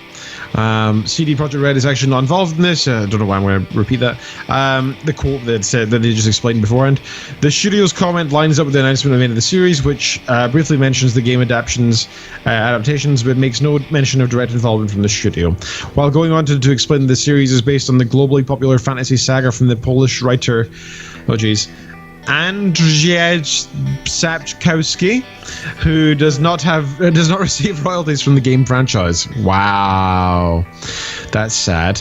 The Witcher games have, of course, been part of the global popularity, as evidenced by The Witcher 3, spelt incorrectly in the article. IGN, get your crap together. Wild Hunt selling 6 million copies in its first 6 weeks of release in 2015, and the overall Witcher series having sold more than 25 million copies, which is insane. The series will still have some ties to the games. Thomas Baginski, who has directed the intro videos for 3 Witcher games, is set to direct at least 1 episode per season of the show. So there's that at least, but and he did do some really nice intros and stuff, so that is pretty cool. But at the same time, it's a little sad that people who have been a large part of the reason that this has been so successful aren't going to have any other part of this. Sad. Yeah, you kind of hope that when someone's going to go through the time and effort of bringing something to life that is as popular as The Witcher, that we're going to have the people associated with what you originally liked involved, right, to make it better. Yeah, it's kind of a bare minimum. There's a concern whenever you have someone just take it over. Yeah. Because there's a lot of risk in that. So, I don't know. I have hope, always hope, but we shall see.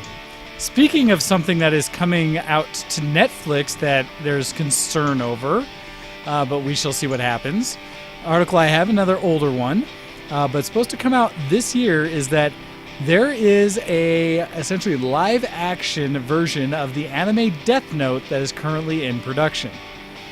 And this is one that a lot of people are concerned with because it's another one that Americans are now working on producing what is a Japanese animation. And so there's concern for how it'll be portrayed and who all's in it. Kind of similar to what happened with Ghost in the Shell, but hopefully not as much angst over it. We shall see. Although there's still some concern because there are a lot of people basically with the casting that already doesn't fit what people are used to from the anime. So we'll see if it gets as much hate. But one of the reasons I focused on it was they had announced the essentially voice actor, although I was hoping he would just be the live action actor for it, for Ryuk, which is the main monster type character that's in the anime. And they have the main actor for it being William Dafoe, who is a great actor and is very creepy looking anyways. As a person. Sorry, William, but you have a more like kind of crazy face than most people I know.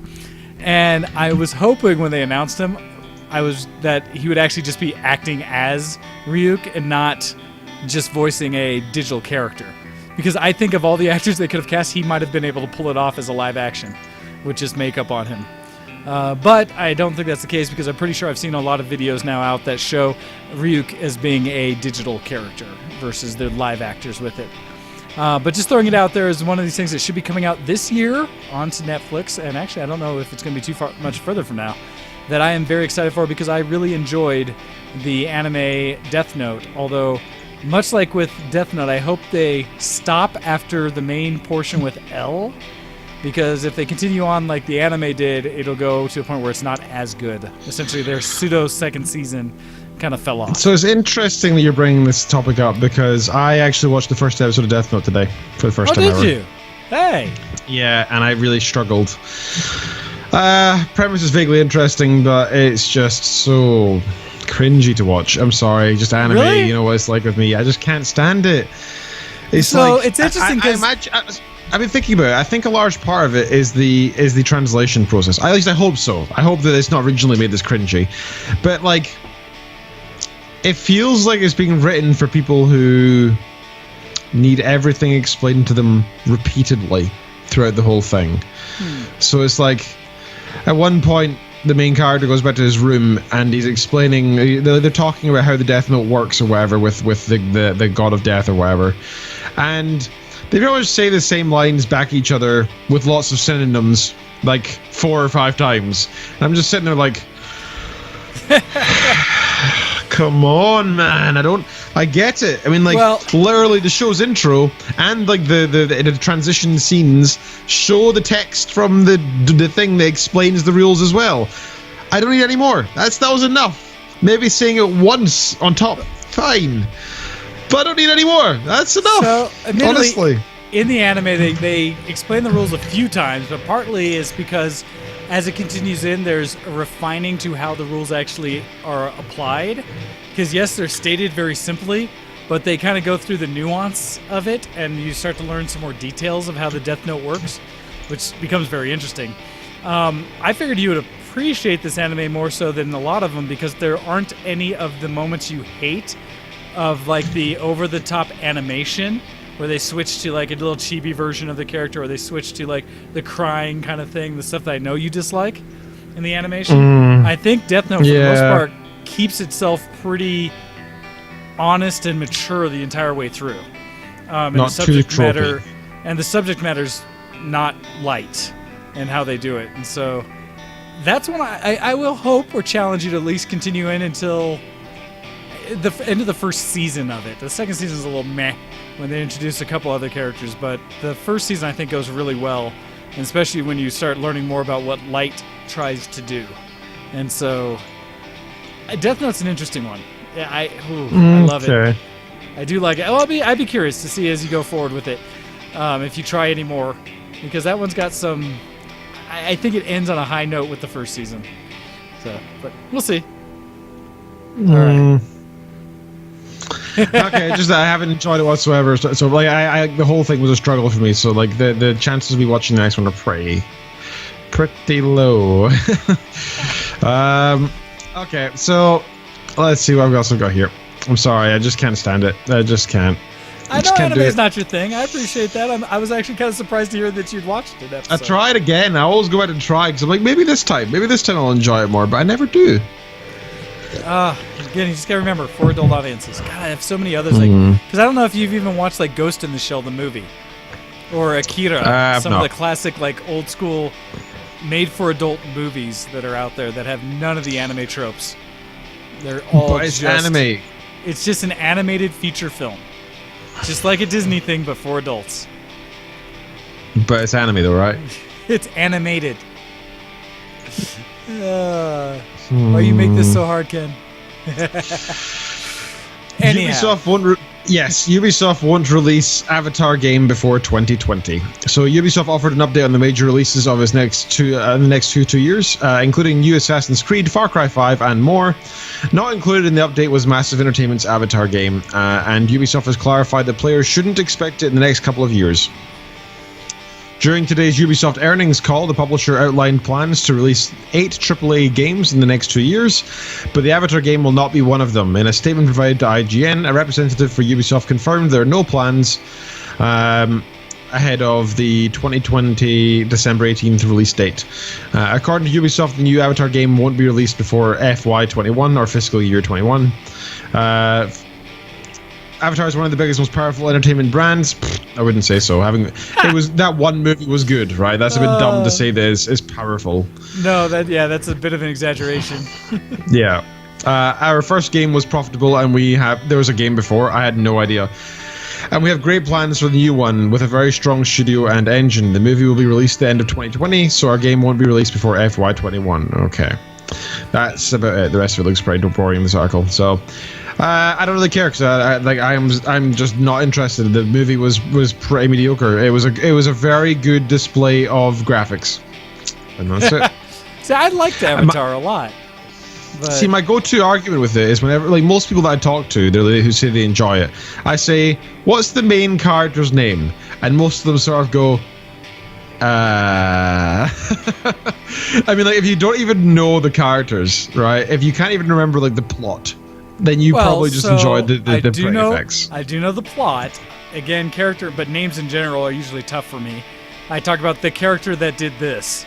And so I can totally speak to, the fully animated human version of Ferngully, that is Avatar the movie, and how the scientists that are studying the world, because really it's about a corporation who wants to exploit the resources of another planet, and it's all about the initial sets of trying to do somewhat the right thing of understanding the local population, to not just go in there and eradicate them all and strip mine the world, but to somewhat try to work with it, because it's the first major other kind of sentient life that's being shown in the world. But the conflict between corporate greed and scientists that want to appreciate another living species kind of thing, and how that all plays out together. And so there's your overall plot for Avatar. Yeah, I'm still. I watched it and I enjoyed the pretty effects, but that's it. I enjoyed the pretty effects. I liked it. I liked it a lot. But I've been very curious to see what they'll do with an Avatar 2, because they're supposedly working on a movie for however long. And well, of course they are. Look how much money the first one made. I mean, like, can you believe for a second that they wouldn't try to make a second one?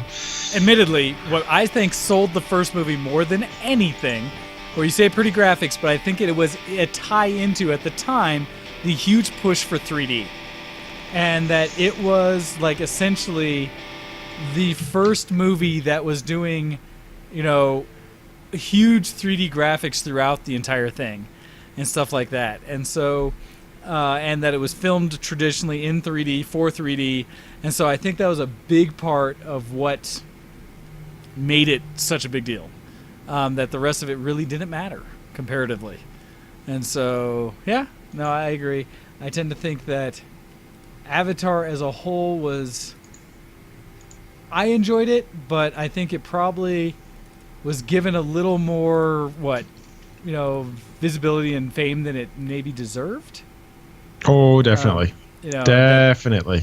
That's kind of how I would put that. But like I said, I did like it, and it's funny because as the IRC's talking about, there is a huge difference between Avatar: The Last Airbender and Avatar I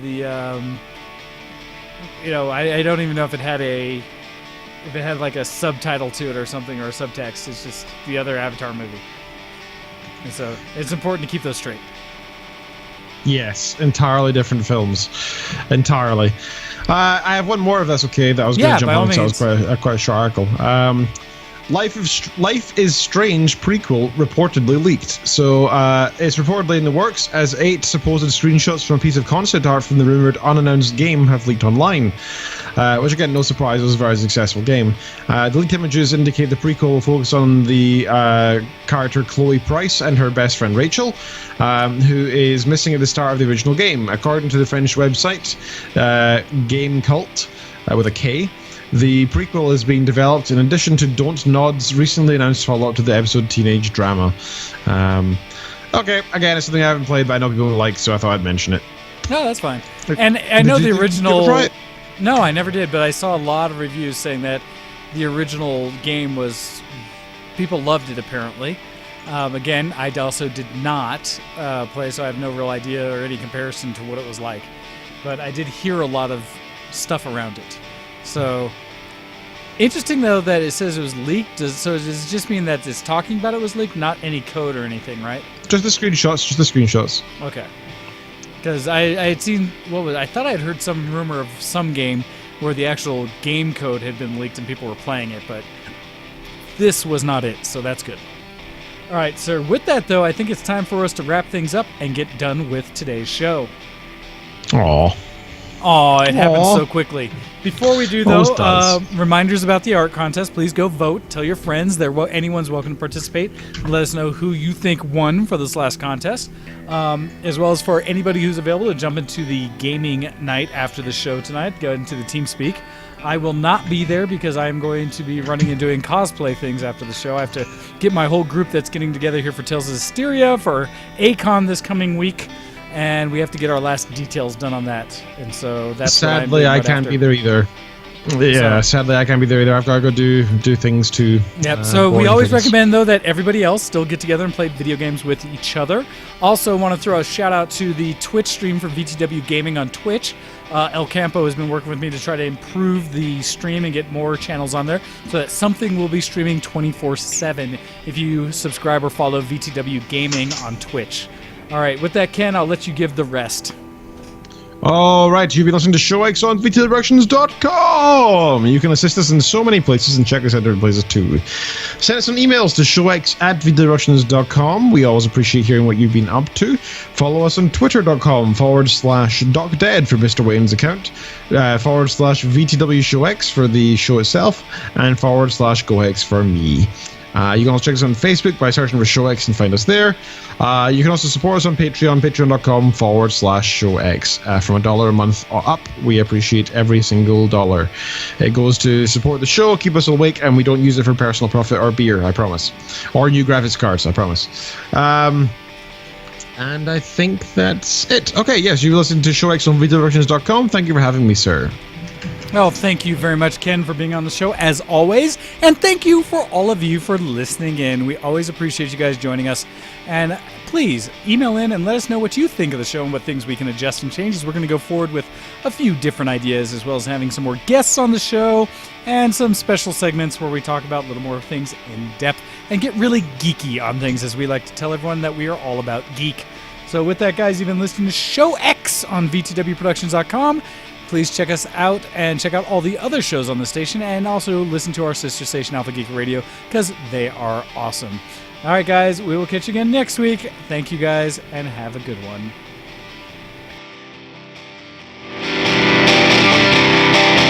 Goodbye. See you next zombie.